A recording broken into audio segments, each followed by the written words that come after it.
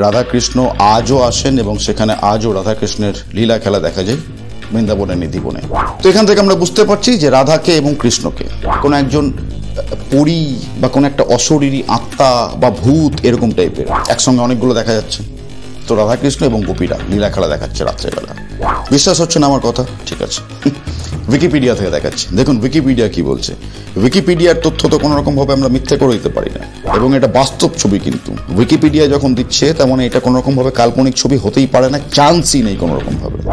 একটা মজার ঘটনা ঘটেছে আমার সঙ্গে, রাইট? এই কিছুদিন আগের ঘটনা। যে ঘটনাটা বলি তাহলে বুঝতে পারবেন। অবধারিত এটা, আর ওইটাই হচ্ছে তাদের কাছে ভক্তি। কেন? কারণ তাদের জ্ঞান নেই। তো আমি কি চাইলে তাদের ব্রেন ওয়াশ করতে পারি না? প্রচণ্ড ইজি আমার পক্ষে। যে ভগবান আমাকে স্বপ্ন দিয়েছে যে ওখানে একটা পাথর রয়েছে মাটির নিচে গাদা, ওই পাথরটাকে তুলে নিয়ে এসে অমুক মন্দিরে প্রতিস্থাপন করতে হবে, এরকম ভগবান আমাকে আদেশ দিয়েছেন, আমি স্বপ্নাদেশ পেয়েছি।